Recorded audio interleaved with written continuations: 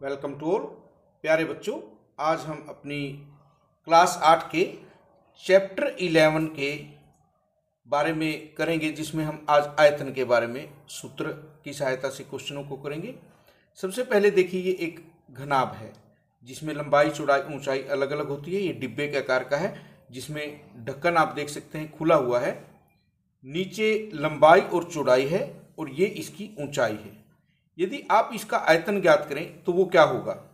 आयतन के लिए हम क्या करते हैं, हमारा जो आयतन है वो आधार का क्षेत्रफल गुणा में ऊंचाई होता है। यदि हम इसके आधार के क्षेत्रफल की बात करें वो लंबाई गुणा चौड़ाई होगा, और इसकी ऊंचाई से यदि हम गुणा करें जो हमें h दी हुई है, तो इसका आयतन हमें लंबाई गुणा चौड़ाई गुणा ऊंचाई मिलेगा, जिसे हमने L गुणा B गुणा h से दर्शाया है। उसके बाद घन, जिसमें हमारे सभी के सभी पृष्ठ वर्गाकार होते हैं, स्क्वायर टाइप के। इसे हम इंग्लिश में क्यूब कहते हैं, घनाभ को हम क्यूबॉइड कहते हैं। यहाँ हमारे पास 6 पृष्ठ हैं। एक पृष्ठ का यदि हम क्षेत्रफल देखें, भुजा गुणा भुजा यानी कि A गुणा में A। इसकी ऊंचाई की हम बात करें तो वो भी हमारे पास A है। तो घन का आयतन जो हमारे पास होगा वो A की घात 3 होगा। यहाँ हमारे पास बेलन है जिसे हम सिलेंडर कहते हैं। त्रिज्या और ऊंचाई हमें दी हुई होगी। यहाँ पर जो इसका आधार है वो आप देख सकते हैं वृत्ताकार है। वृत्त का क्षेत्रफल हमारे पास पाई r की 2 होता है। तो यदि हम बेलन का आयतन ज्ञात करें तो वो आधार का क्षेत्रफल गुणा में ऊंचाई होगा, जिसे हम पाई r की 2h लिख सकते हैं। अब हम इससे संबंधित प्रश्नों को देखते हैं। सबसे पहले हमें दिया है, यदि एक घनाभ की विमाएं 10 सेंटीमीटर 15 सेंटीमीटर और 4 सेंटीमीटर हों तो आयतन ज्ञात कीजिए। हमें पता है कि घनाभ में लंबाई चौड़ाई और ऊंचाई इसकी विमाएं होती हैं। यदि हम घनाभ का आयतन ज्ञात करेंगे तो हमें इन्हें गुणा करना होगा।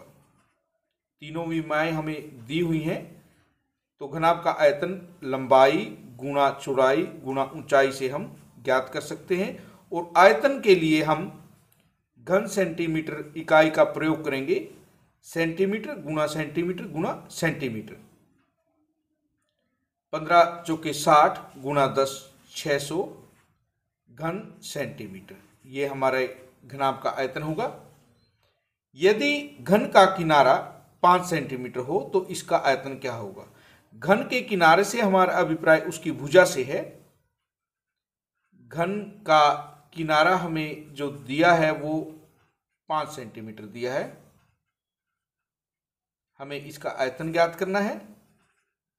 घन का आयतन अभी हमने जैसा कि सूत्र में पढ़ा है वो A की 3 होता है। A हमारा किनारा या भुजा है, तो 5 की घात 3 हमें करना है। 5 गुणा 5 गुणा 5, 5 गुणा 5 25, 25 गुणा 5 125 घन सेंटीमीटर हमारा इसका आयतन होगा। यहाँ हम देख सकते हैं घन का आयतन भुजा की घात 3, भुजा हमें 5 सेंटीमीटर दी है, तो उसकी घात 3 करेंगे तो 5 गुणा 5 गुणा 5, 5 पंजे 125 पंजे, 5 पंजे 25 गुणा में 5 हमारा 125 घन सेंटीमीटर इसका आयतन होगा। अब हम बेलन के आयतन को देखेंगे। एक बेलनाकार बर्तन का व्यास 14 सेंटीमीटर है और ऊंचाई 7 सेंटीमीटर है। हमें इसका आयतन ज्ञात करना है। सबसे पहले हम बर्तन का व्यास लेंगे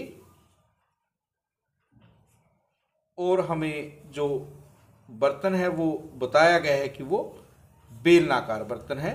उसका व्यास 14 सेंटीमीटर हमें दिया गया है। यदि हम इसकी त्रिज्या को ज्ञात करें जो r से दर्शाई जाती है, वो व्यास से आधी होगी जो कि 7 सेंटीमीटर होगी। ऊंचाई इसकी हमें दी है जिसे हम h से दर्शाते हैं, वो 7 सेंटीमीटर है। अभी हमने पढ़ा कि बेलन का आयतन हमारा जो सूत्र है वो पाई आर स्क्वेयर एच होता है। पाई की वैल्यू 22/7, आर हमारा 7 गुणा 7 और एच हमारा 7, 7 से 7 कैंसल, तो जो हमारा आयतन है वो 22 गुणा में 49 होगा, जिसका मान हम ज्ञात कर सकते हैं।